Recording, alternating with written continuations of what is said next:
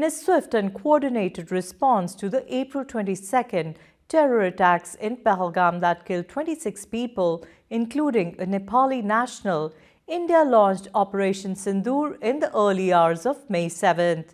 Within 25 minutes, 24 missiles struck 9 terror-linked sites across Pakistan and Pakistan-occupied Kashmir, killing 70 terrorists and injuring over 60.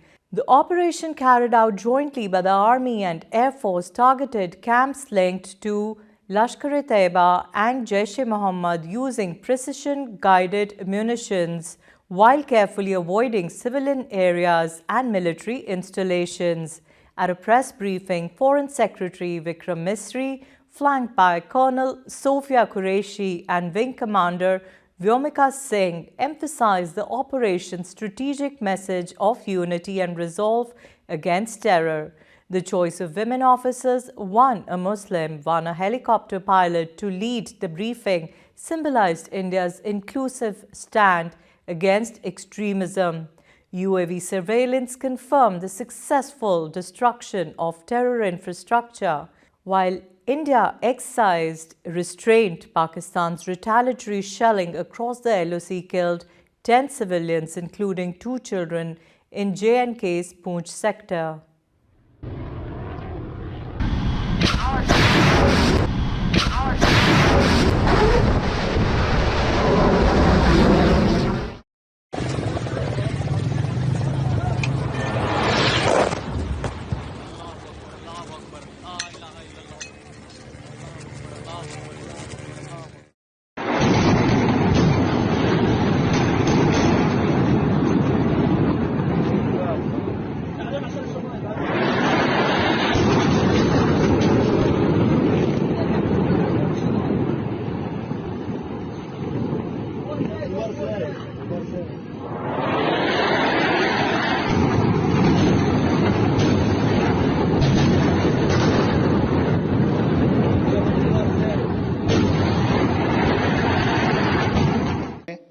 Bharat में जम्मू और कश्मीर के पहलगाम में भारतीय पर्यटकों पर बर्बरतापूर्ण हमला किया।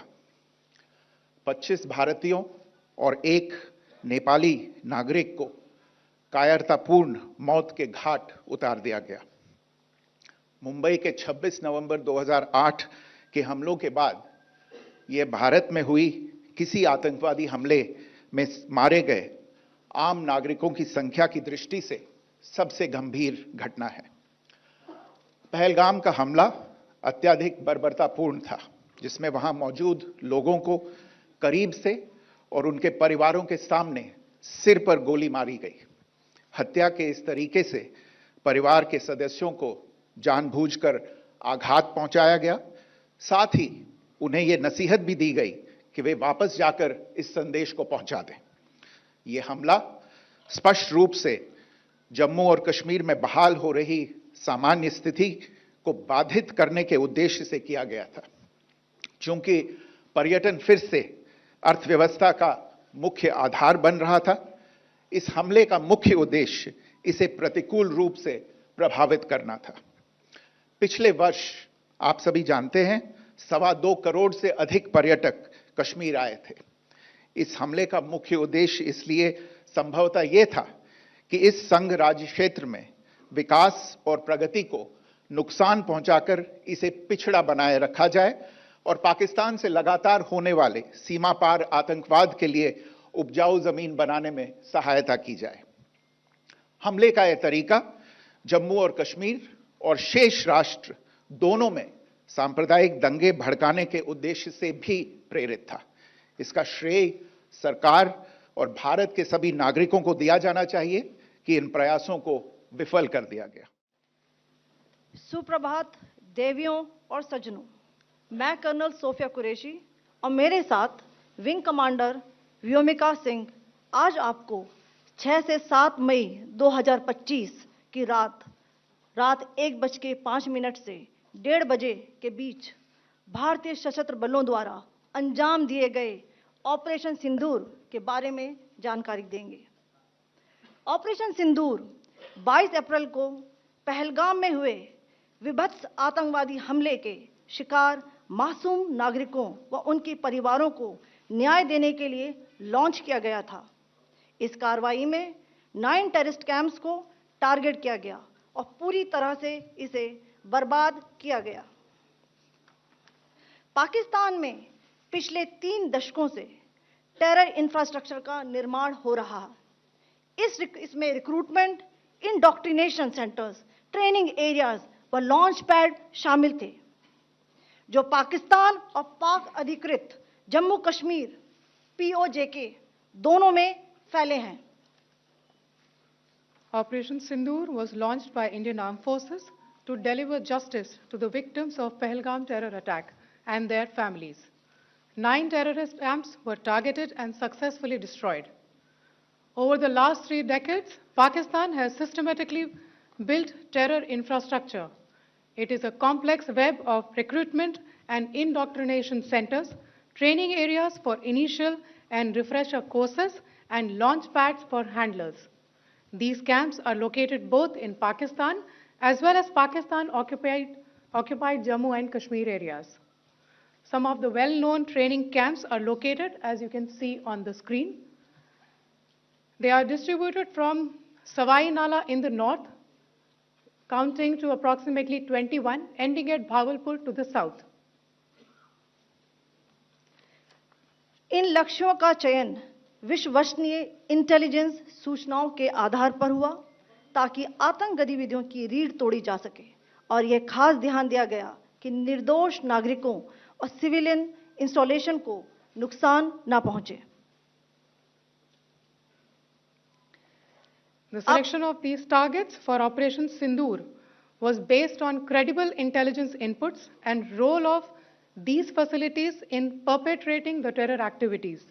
The locations were so selected to avoid damage to civilian infrastructures and loss of any civilian. This was done with due diligence, and the camps selected for targeting and their engagement will now be shown to you one by one. POJK के target मैं आपको बताना चाहूंगी। सबसे पहले सवाई नाला camp Muzaffarabad, जो कि POJK के लाइन ऑफ कंट्रोल से 30 किलोमीटर दूर है। यह एक लश्कर-ए-तौयबा का ट्रेनिंग सेंटर था। 20 अक्टूबर 2024 सोनमर्ग, 24 अक्टूबर 24 गुलमर्ग, 22 अप्रैल 2025 पहलगाम, इन हमलों के आतंकियों ने यहीं से प्रशिक्षण लिया था। सैयदना बिलाल कैंप मुजफ्फराबाद, यह एक जैश ए मोहम्मद का स्टेजिंग एरिया है। यह हथियार, विस्फोटक और जंगल सर्वाइवल ट्रेनिंग का केंद्र भी था। गुलपुर कैंप कोटली, यह LOC से 30 किलोमीटर दूर था। लश्कर-ए-तौयबा का बेस था, जो रजौरी, पुंछ में सक्रिय था। 20 अप्रैल 2023 को पुंछ में और 9 जून 2024 को तीर्थ यात्रियों के बस हमले में यहीं से आतंकी को ट्रेन किया गया था। बरनाला कैंप बिम्बर, यह LOC से 9 किलोमीटर दूर है। यहाँ पर हथियार, हैंडलिंग, IED व जंगल सर्वाइवल का प्रशिक्षण केंद्र था। अब्बास कैंप कोटली,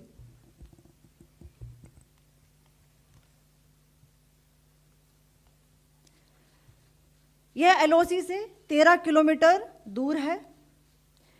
लश्कर-ए-तौयबा का फिदाइन यहाँ तैयार होता था। इसकी कैपेसिटी 15 टेररिस्ट को ट्रेन करने की थी। अब मैं पाकिस्तान के अंदर के टारगेट से अवगत कराना चाहूँगी। पहला, सर्जल कैंप सियालकोट, यह अंतर्राष्ट्रीय सीमा से 6 किलोमीटर की दूरी पर है, सांबा कठुआ के सामने।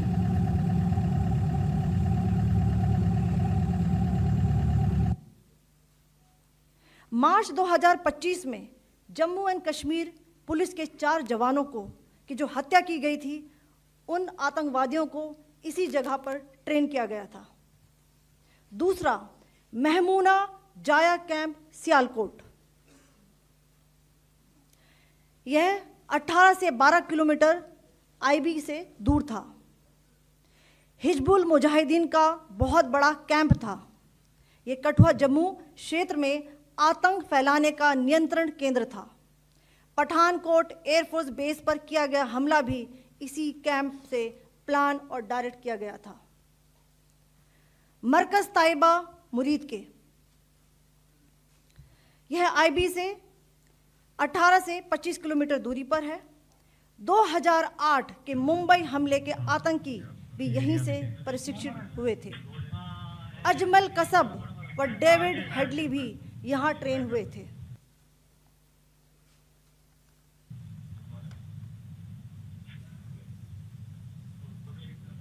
आगे दूसरा आया।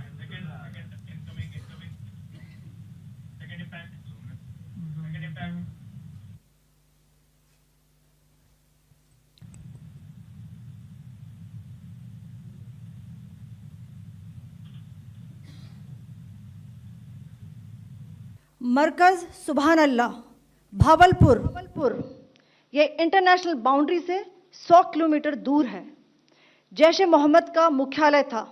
यहाँ पर रिक्रूटमेंट, ट्रेनिंग व इंडोक्ट्रिनेशन का केंद्र भी था।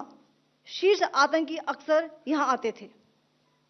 मैं आप सबको बताना चाहती हूँ कि किसी भी सैन्य ठिकाने का निशाना नहीं बनाया गया और अभी तक किसी तरह की नागरिक क्षति की रिपोर्ट नहीं है। धन्यवाद। जय Hind. The strike on the terror camps were undertaken through precision capability, as shown to you.